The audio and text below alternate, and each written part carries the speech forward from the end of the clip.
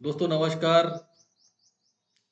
आज ये वीडियो मैं काफ़ी लोगों के रिक्वेस्ट पे बना रहा हूँ क्योंकि बहुत सी ऐसी चीज़ें हैं जो ट्रेडिंग व्यू पे जब हम लोग एनालिसिस करने बैठते हैं या ट्रेडिंग व्यू पे जब हम लोग काम करने बैठते हैं तो उस वक्त हमको मेन इश्यू आता है कि ट्रेडिंग व्यू के टूल्स को कैसे इस्तेमाल करना है। तो दोस्तों आज हम लोग देखेंगे कि ट्रेडिंग व्यू में कौन से टूल्स हैं जो फ्रिक्वेंटली हमको यूज़ करने पड़ते हैं और जिसके लिए हम लोग वेल प्रिपेयर्ड नहीं होते। बहुत सी छोटी छोटी चीजें जो हम लोगों ने अगर ट्रेडिंग व्यू पे इन टूल्स को यूज किया तो हमको वो हेल्प करने वाली है। तो गाइस सबसे पहले ट्रेडिंग व्यू पे आप अगर लेफ्ट साइड में जाओगे, यहाँ पे इस जगह पे लेफ्ट साइड में, तो यहाँ पे बहुत सारे टूल्स दिए हुए हैं।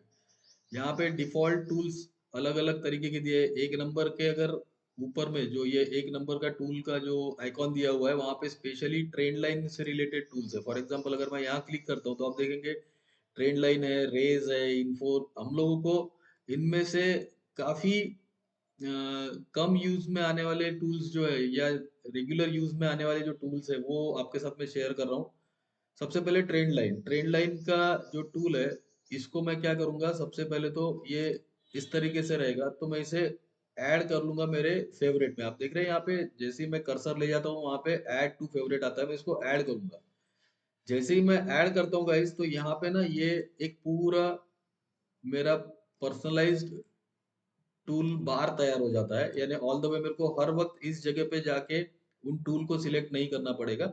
जब भी कभी मुझे ट्रेंड लाइन अगर इस्तेमाल करना है तो ये मेरा ट्रेंड लाइन का टूल है जो मैं फर्स्ट जगह पे लाके रख देता हूँ। ठीक है, क्योंकि मुझे वो रेगुलरली यूज करना पड़ता है। अब ट्रेंड लाइन के टूल को कैसे इस्तेमाल करेंगे, तो ट्रेंड लाइन के टूल में कुछ नहीं, जैसे ही मैं ये ट्रेंड लाइन की आइकॉन को दबाता हूँ तो मैं अगर ड्रैग करता हूँ तो इस तरीके से कुछ ट्रेंड लाइन मुझे दिखेगी। गाइस ये ट्रेंड लाइन में जैसे ही मैं ड्रैग करके क्लिक करके छोड़ देता हूँ तो मुझे दिखता है ऐसा कुछ एक टूल बार जिसके अंदर में बाय डिफॉल्ट अगर हम देखेंगे तो जो डिफॉल्ट टेम्पलेट होता है कुछ इस तरीके से आपको दिखेगा, या डिफॉल्ट लाइन जो है इस तरीके से दिखेगी। यहाँ पे आपको एक ऐड टू टेक्स्ट का भी ऑप्शन आता है। और ये पहले आइकॉन पे अगर जाएंगे तो यहाँ पे हम उसको कलर चेंज कर सकते हैं। अगर मुझे चाहिए कि मैं रेड कलर यूज करना चाहता हूँ तो मैं रेड कलर यूज कर सकता हूँ। फॉर एग्जांपल मैं सपोर्ट के लिए नॉर्मली रेड कलर यूज करता हूँ। रेजिस्टेंस के लिए सॉरी सब रेजिस्टेंस के लिए मैं रेड कलर यूज करता हूँ, सपोर्ट के लिए मैं ग्रीन कलर यूज करता हूँ। देन आप अपने चॉइस से इसका कोई भी कलर आपको जो कंफर्टेबल लगता है वो आप यूज करिए। देन दूसरा पॉइंट है यहाँ पे उसके लाइन की जो जो विड्थ है उसको हम लोग यहाँ से कम ज्यादा कर सकते हैं। फॉर एग्जांपल ये 2 पॉइंट पे सिलेक्टेड है, 2 पिक्सल्स पे। अब मैं इसको 3 करूँ तो थोड़ा थिकनेस आ जाएगा, 4 करूँ तो और ज्यादा आ जाएगा। डन। तो मैं यहाँ पे स्टैंडर्ड 2 का ही यूज करता हूँ, कंफर्टेबल होता है। देन इस लाइन को मैं इन 3 कैटेगरी में डिवाइड कर सकता हूँ। अगर हो मुझे लगता है कि नहीं मुझे डैश लाइन चाहिए तो इस तरीके से मैं डैश लाइन का इस्तेमाल कर सकता हूँ। मुझे अगर चाहिए कि डॉटेड लाइन चाहिए तो मैं डॉटेड लाइन का इस्तेमाल भी कर सकता हूँ। यहाँ पे एक सेटिंग दिया हुआ है, इस सेटिंग में अगर मैं जाता हूँ तो यहाँ पे बहुत सारी चीजें दी है। फॉर एग्जाम्पल कि मुझे कहाँ कहाँ क्या क्या चीजें चाहिए। फॉर एग्जाम्पल मुझे ट्रेंड लाइन का दोनों तरफ डॉट चाहिए तो वो भी मैं कर सकता हूँ। यहाँ पे टेक्स्ट मैं ऐड कर सकता हूँ। अगर आप यहाँ टेक्स्ट में जाएंगे, टेक्स्ट के कॉलम को अगर ऑन करेंगे और यहाँ पे मैं लिखता हूँ कि फॉर एग्जांपल ये जो ट्रेंड लाइन है ये 5 मिनट की 5 मिनट का रेजिस्टेंस है। तो मैंने क्या किया, यहाँ पे लिख दिया 5 मिनट रेजिस्टेंस, राइट। अब ये 5 मिनट रेजिस्टेंस लिखने के बाद में मैंने इसको सिलेक्ट कर लिया, इसको बोल्ड कर दिया और उसको अलाइन किया मैंने। इसको मुझे कहाँ चाहिए, तो मुझे टॉप पे चाहिए या बॉटम में चाहिए। देख रहे हैं ये जैसे ही मैं यहाँ पे चेंज करता हूँ, मिडल में चाहिए तो लाइन के मिडल में आ जाएगा। अगर मैं इसको टॉप करता हूँ तो वो अलाइन वो टॉप में हो जाएगा।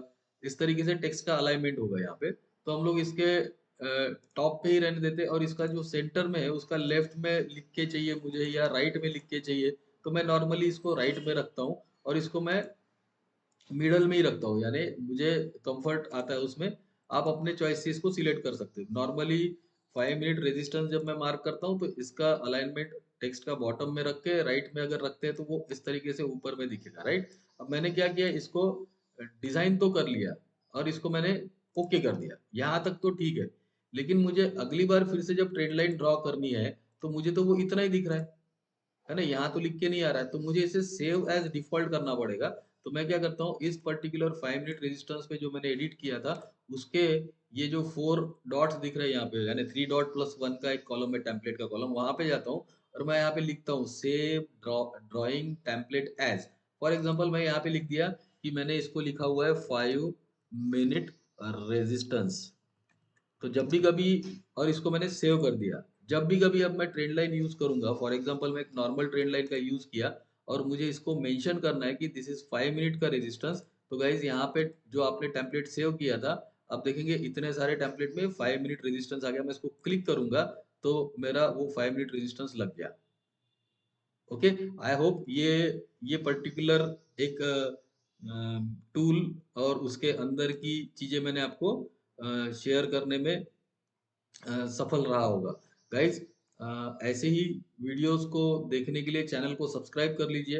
वीडियो अगर अच्छा लगा है तो इसे एक लाइक कर दीजिए, और अपने न्यू ट्रेडर्स, जो ट्रेडर नए हैं, जो लोग अभी रिसेंटली इस मार्केट में पार्टिसिपेट करना शुरू किए हैं, उन लोगों को ये छोटी छोटी चीजें शेयर करिए, ताकि उनको भी जब ये टूल्स का इस्तेमाल करने के का टाइम आएगा तो उनको हेल्प होगी। Guys, thanks a lot, thank you very much. Next tool में हम लोग सीखेंगे how to how to mark, or how to mark with a trend line with a parallel channel। Okay, तो ये पैरेलल चैनल और उसके settings मैं आपको शेयर करने वाला हूँ। Thank you guys, thanks a lot, have a great day.